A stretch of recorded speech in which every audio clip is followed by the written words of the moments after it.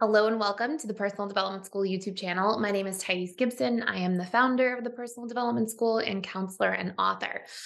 In this channel, we basically create a whole bunch of content for anybody who didn't have healthy relationship modeling growing up, or came from a history of just really painful attachment dynamics. And we basically create content to help you learn to thrive in relationships by targeting the subconscious mind, understanding different principles of integrated attachment theory, and learning to communicate and do things in a healthy way instead of having to rely on things like playing games or manipulating people to make your relationships work. So, today we are going to have a deep discussion about why being with a narcissist actually mirrors addiction and has similar impact on dopamine receptors to the way that an addiction would, especially something like gambling. So, we're going to unpack those key concepts. We're going to talk about 5 crucial reasons this takes place. And the last one is really the most important. So, if you stick around for the end, that will also be exactly what you need to leverage out your steps towards healing from these different things. So, first and foremost, one of the most obvious things that happens when you're dating a narcissist is you'll see that they really enrich the fantasy world with you. In fact, narcissists in the early stages of dating really try to get to know everything they can about you, what you're deeply looking for, what makes you tick, what really lights you up. And then they proceed to essentially paint this image of an idealized version of themselves that represents meeting all of those needs and promising a future with them that has all of those different counterparts. So, for example, if you love travel, love exploration, and you wish you had more freedom in your life to travel and explore, even if the narcissist isn't that interested in traveling or exploration, the narcissist will come to learn that about you and then we'll paint a picture about in the future all the different places you're going to travel to together and all the different places you're going to explore and the adventures you're going to have.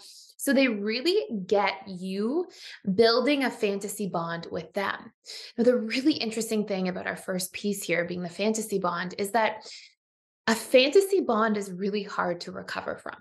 When we have a breakup or a breakdown in a relationship, the reality when this is taking place is usually that there's a lot of drawbacks to staying in that relationship. In fact, if you actually go through a full fledged breakup with somebody, it's because subconsciously you actually perceive more drawbacks to staying with the person than you perceive benefits. But what about when you have this idealized version of a person? What about when you have all of these promises for this beautiful future you're going to have, where all of your needs are going to be met in the future with this person, and all the things you've ever wanted to do as a human being are being promised to you on sort of this golden platter? Well, that is where we can get addicted to a fantasy bond. And when we're addicted to a fantasy bond, we are not just mourning and grieving the relationship with the narcissist. We are even more so at times mourning and grieving the relationship to the future that was painted and essentially conditioned into us at a subconscious level of mind by leveraging a lot of that repetition dynamic so that we are also grieving, oh my gosh, if I lose this person, if I lose the narcissist, I'm also going to lose this beautiful future that I had ahead of me. And so that is a huge component of what can actually drive addiction. We are not just addicted to the needs the narcissist is meeting in the present, because if we look closely, we'll see that the narcissist can meet certain needs, but be really, really difficult to be with in terms of other needs, right? We may not have the needs met for, a healthy relationship, a foundation of trust, the ability to openly communicate and be our authentic selves. There might be a lot of things missing from the reality part of the relationship. However, in the promised future land, right, there's all of these different dynamics that we can latch onto at a subconscious level that are very much intertwined with our deepest needs. So this can be reason number one. We may see this addictive component of these relationships. Now it kind of gets bigger and bigger as we go on here. Reason number two is intermittent reinforcement. Okay. I want to talk about gambling for a moment here. So there was a study done that discussed how gamblers, when they are actually gambling, when they think of gambling, they actually produce more dopamine in their brain than when they are actually doing the gambling itself, which is super interesting. And it's because it kind of latches on to this like projected idealized future, but it's the result of intermittent reinforcement. So I'll share another study with you for a moment just to really illustrate this picture. There was a study done with a whole bunch of rats, and they basically put them in a little rat park.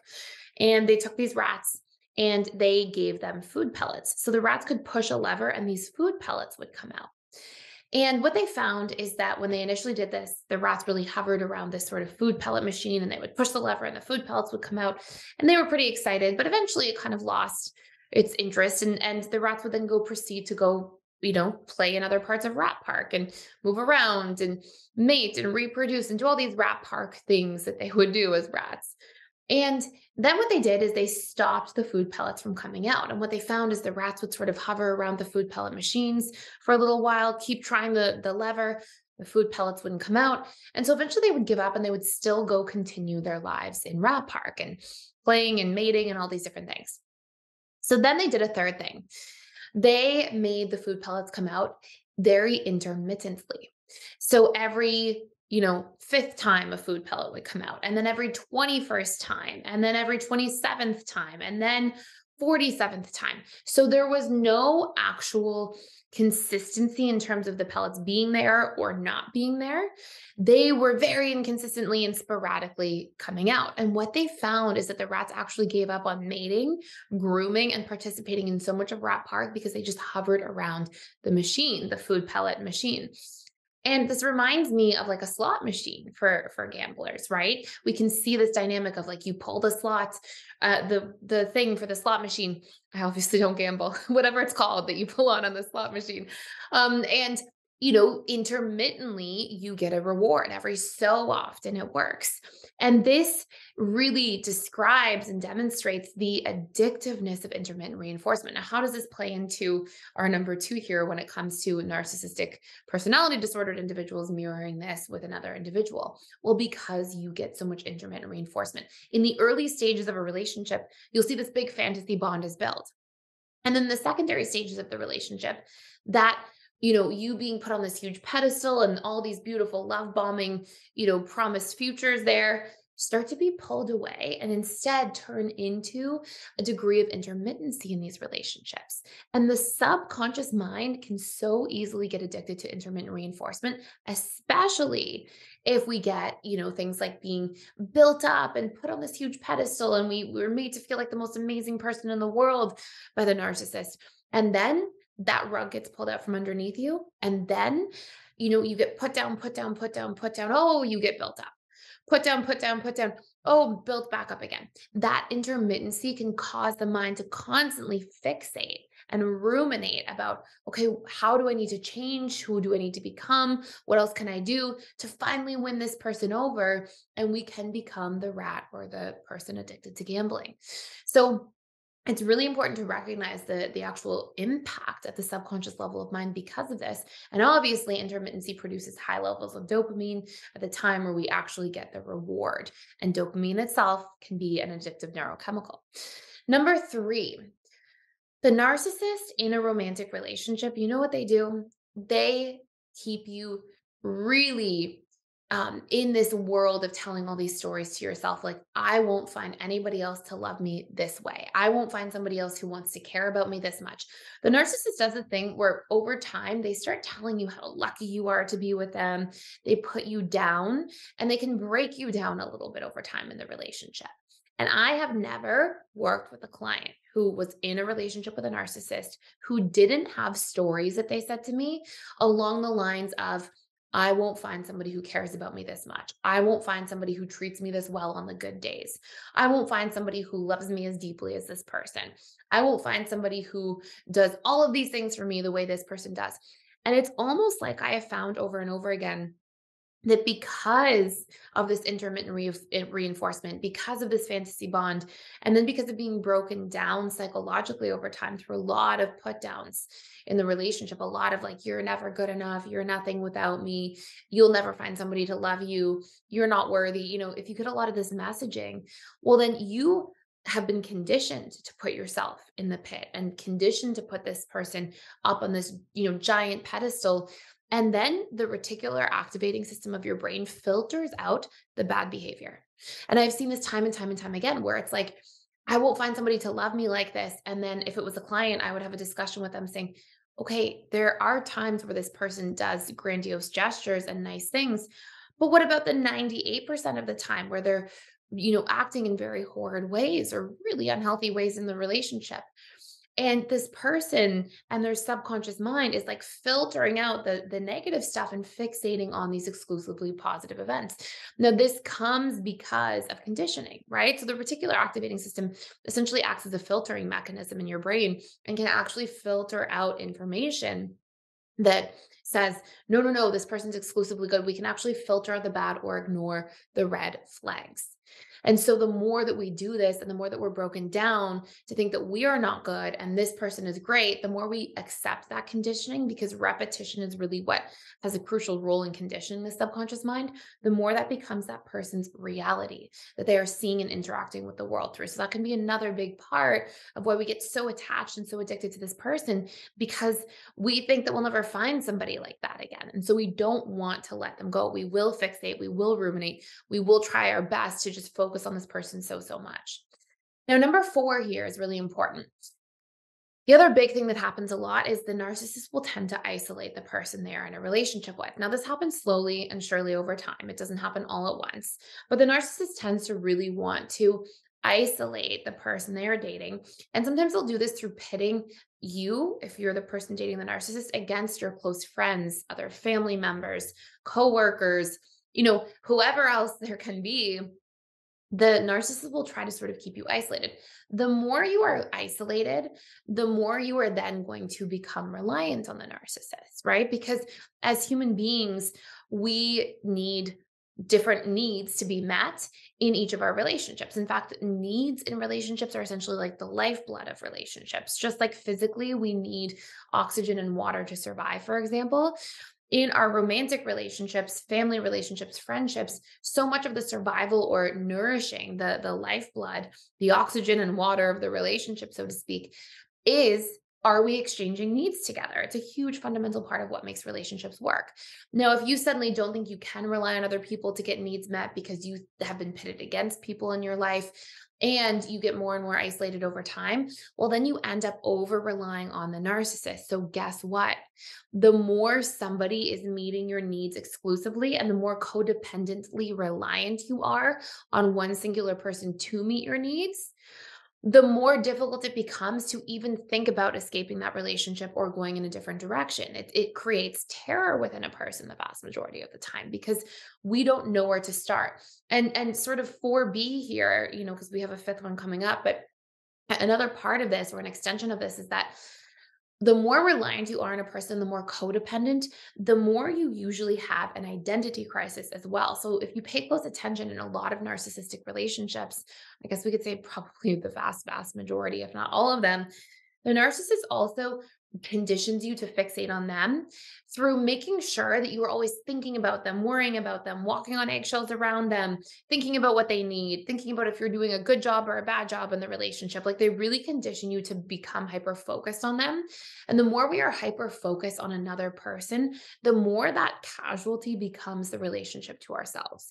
So I cannot possibly spend all day, every day thinking about somebody in my life without having some sort of loss of the relationship to myself. If I'm not able to introspect, feel my own feelings, set my own boundaries, know what my own needs are, meet some of those needs in the relationship to myself, I'm basically in this state of identity crisis. And the more we are in an identity crisis, the more we are codependent, the more we are fixated on another person, and the more we are isolated, the more and more difficult psychologically it becomes to leave a relationship with a narcissist. Hence why we have these addictive patterns of behavior. And number 5, arguably the most important one, is that the narcissist knows how to meet very deeply unmet needs that most individuals have from childhood. So one thing that they learn how to do really effectively is, and these are some things that I often see people fall into limerence around with a narcissist. I've often found that individuals in a relationship with a narcissist had really profoundly unmet needs in their childhood to begin with. And these can include things like being neglected, feeling unseen, feeling unheard, feeling unprotected or unsafe, feeling deeply misunderstood. And so, what I'll see, for example, is that if children grow up in a household where these needs are deeply unmet, And then a narcissist comes into a person's life and they make you feel really seen. They make you feel really heard early on. They make you feel deeply understood. They make you feel really important and like you matter. They protect you. They tell you they're always going to protect you and have your back and keep you safe. If these are things that you felt were deeply unmet, well, what then ends up happening is in that early love bombing stage, when the narcissist meets these profoundly unmet needs that we were starving for, it can foster this addictive component. We are so unwilling to let go of the narcissist because at a subconscious level, we associate that as us letting go of these deeply unmet needs that we had as children. And the pain and trauma of not having those needs met in childhood and the way that impacts the subconscious mind. At a subconscious level, we are unwilling to relive that pain. So we will often hold on to the narcissist, even if they're no longer meeting these needs later on in the relationship. We will hold on to the narcissist as a subconscious strategy to stay attached to the needs that they were meeting, specifically these types of needs that we discussed. And what's funny is that the subconscious mind in the early love bombing stage gets conditioned to see somebody through the lens of the needs that they meet for you. So later on, let's say 10 years into being with a narcissist, for example, that person may no longer be meeting your needs to feel seen or heard or understood. But if we had a lot of deep repetition plus emotion, which is a huge part of what conditions the subconscious mind, if we had a lot of that earlier on in that love bombing stage with a narcissist, our subconscious has now been programmed to see this person this way. So if you ever think, for example, about somebody who actually struggles with alcoholism, I will just share a story with you here that will represent this. So I had a client once, and this client was, a very kind person with a good heart. They had a lot of childhood trauma. And this person, had a lot of childhood trauma, started drinking at 21 years of age, did not drink before that, was a very productive member of society prior to that, was on a fast track to, having a great career, graduated university early, all these great things, started drinking. And this person says, I remember my first drink of alcohol. It was as if everything in me that was bad melted away. And all of my insecurities, all the way I was cruel or mean to myself in my internal dialogue, all of my inability to really bond with people and let my guard down, all of that melted away. And I felt like I was the best version of myself. So this person, when they came into my office to meet with me years ago, as a client, was struggling with alcoholism. They had tried rehab. They had had multiple DUIs. They had been through a really tragic divorce with somebody they deeply loved and weren't able to see their children except for under supervised visits because they had experiences of just, taking the kids in the car while they were drinking, just things that were not okay. And this person had basically lost everything.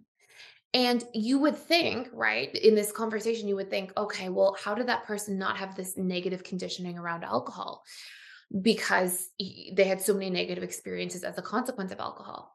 And the reality is, our subconscious mind builds in the associations to things in those early stages. So it's the first experiences of alcohol that condition the subconscious mind. If you've ever heard the term chasing the dragon, where somebody keeps chasing the high of their first experience with something, that is what this represents. And the relationship to a narcissist isn't any different. In fact, something else you'll come to see is that's so interesting about the alcohol addiction dynamic is that with alcohol, when you have the negative consequences from alcohol, they're often way later, right? Like the time horizon around it is different. So you can drink, have the initial high of feeling good from drinking, and then you have your hangover the next day. Your subconscious mind isn't associating that with alcohol because the moment you drank and those early associations are what your subconscious is associating.